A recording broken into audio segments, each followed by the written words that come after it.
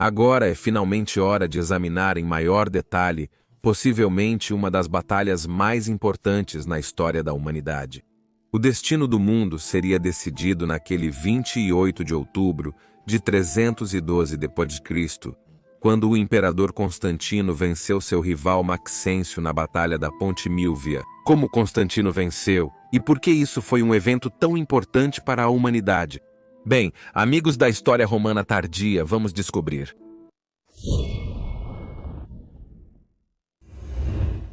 Já falamos extensivamente sobre o imperador Constantino, um homem sobre o qual tenho sentimentos muito conflitantes. Neste vídeo aqui, Constantino foi proclamado imperador em 306 d.C., na Britânia, perto da cidade de York.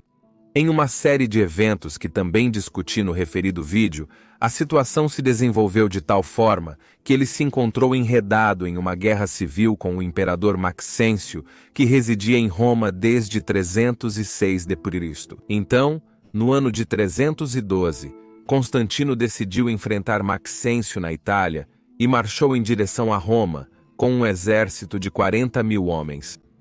Maxêncio, por sua vez, comandava um exército que se acredita ter sido 2 vezes maior. Antes de Constantino, já 2 imperadores, Severo e Galérios, tentaram depô-lo e marcharam sobre Roma com grandes exércitos, mas ambas as vezes Maxêncio prevaleceu porque os exércitos mudavam de lado para Maxêncio. Então Maxêncio estava confiante de que poderia vencer contra Constantino, que tinha a experiência de batalha superior. Constantino havia lutado contra os Pictos na Britânia e contra os Francos na Alemanha, e foi bastante bem sucedido em ambas as vezes. Então Maxêncio sabia que Constantino não era alguém para ser subestimado. Constantino estava avançando para o sul através da Itália, e foi então, no dia 27 de outubro, um dia antes dos 2 imperadores se enfrentarem, que Constantino teve uma visão famosa. De acordo com o cronista cristão Eusébio Constantino, viu algo no céu que parecia uma cruz e as palavras in hoc signo vinces, com este sinal você conquistará.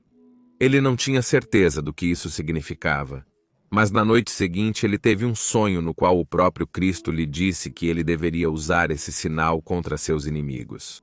Na manhã seguinte, então, Constantino aconselhou seus soldados a pintarem o sinal de Ciro em seus escudos. O Ciro vem dos 2 primeiros sinais do nome Cristo escrito em grego. E por favor, curta este vídeo e se inscreva para que você não perca nenhum vídeo futuro sobre a fascinante era do final do Império Romano, porque eu quero que este seja o canal mais detalhado do YouTube sobre a queda do Império Romano. Não vou deixar nenhum detalhe de fora. E por favor, considere apoiar nosso trabalho no Patreon ou através da associação ao YouTube, porque a sustentabilidade a longo prazo deste canal realmente depende do seu apoio. O YouTube não é muito generoso com temas nichados como o fim do Império Romano, resultando em baixa receita de anúncios dos vídeos. Então, para ser sustentável a longo prazo, eu realmente preciso do seu apoio via Patreon ou associação ao YouTube. Acho que a maioria agradeceria por apoiar um canal que leva o seu nome. Eu certamente agradeço, graças a Gutibia Amici. Enquanto isso, Maxêncio estava em Roma, mas algo aconteceu, o que não entendemos exatamente.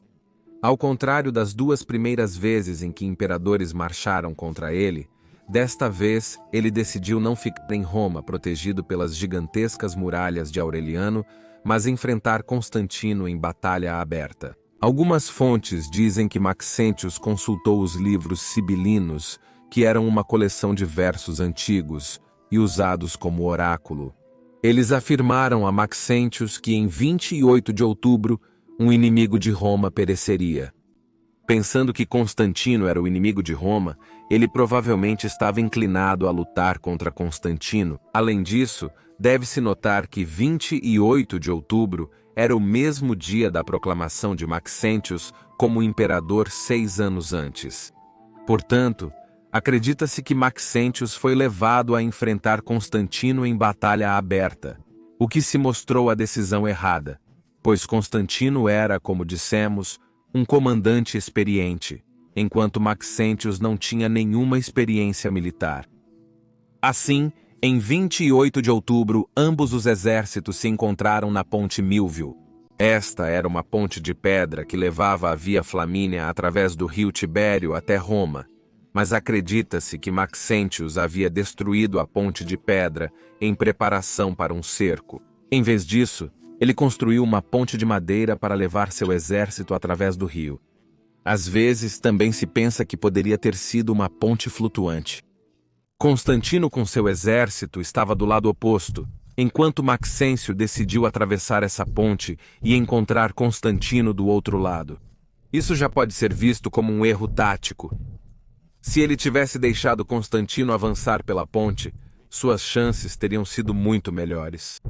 Então Constantino esperou do outro lado até que uma parte do exército de Maxêncio fosse reunida.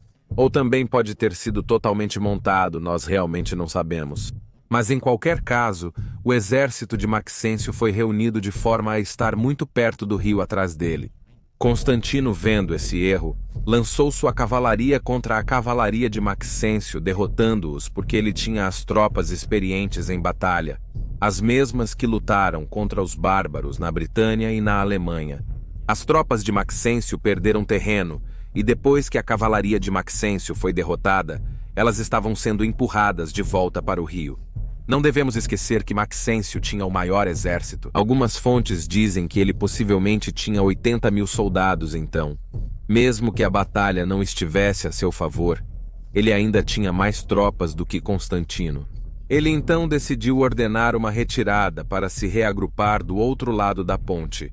Mas agora o próprio plano de Maxêncio de cortar a ponte de pedra seria sua ruína. A ponte de madeira ou flutuante não era muito estável, e as massas de soldados em retirada de Maxêncio fizeram a ponte desabar. Os soldados restantes que não conseguiram se retirar agora estavam presos e tiveram que lutar contra a força avassaladora de Constantino. Muitos dos outros se afogaram, pois foram puxados para baixo pela pesada armadura de batalha que usavam. Acredita-se que foi assim que Maxêncio morreu. Ele foi jogado no rio pelo seu cavalo ou se afogou enquanto tentava nadar para o outro lado. Os soldados restantes de Maxêncio na margem norte foram mortos ou feitos prisioneiros, o que também incluía sua guarda pretoriana, a mesma que o havia proclamado imperador 6 anos antes. Com Maxêncio morto, os soldados restantes ou fugiram para Roma ou se renderam rapidamente. Podemos ver, portanto, que não houve intervenção divina aqui, mas um comandante superior venceu um inferior. Maxêncio não era treinado e, obviamente, cometeu alguns erros táticos críticos. Avançar sobre a ponte, apenas para depois ordenar uma retirada quando as coisas não iam bem, foi um plano realmente mal pensado e mostra que ele não era um comandante militar capaz. Eu falei mais sobre Maxêncio e seus projetos de construção em Roma neste vídeo aqui. Se Maxêncio tivesse sido um comandante melhor, ou se ele tivesse decidido ficar em Roma e resistir ao cerco, isso poderia ter sido completamente diferente. A vitória de Constantino se mostraria momentânea para a história do mundo, porque após esta batalha, Constantino se voltaria cada vez mais para o cristianismo e fundaria uma nova capital no leste, a cidade de Istambul, que teria consequências gigantescas para o Império Romano. Isso aumentaria muito o poder do leste, mas diminuiria o poder do oeste, com grandes consequências cerca de 150 anos depois. Eu falei sobre por que o Império Romano do Oriente sobreviveu mais tempo que o oeste neste vídeo aqui. Além disso, a vitória de Constantino permitiria o surgimento do cristianismo, que significaria o fim das antigas tradições pagãs sobre as quais Roma foi fundada. Isso levaria a grandes conflitos religiosos e enfraqueceria ainda mais a metade ocidental do império, predominantemente pagã. Falei sobre a luta do paganismo contra o cristianismo e sua morte lenta neste vídeo aqui. Sem Constantino é desconhecido se o cristianismo teria se tornado a religião dominante do império. Ainda poderia ter acontecido, mas as chances teriam sido muito menores, e outro culto como Mitras ou Sol Invictus poderia ter se tornado a religião dominante. Portanto, podemos realmente dizer que o destino do mundo foi decidido naquele 28 de outubro do ano 312 d.C. E se você estiver interessado em aprender mais sobre Constantino, pode assistir a este vídeo aqui no canto superior direito.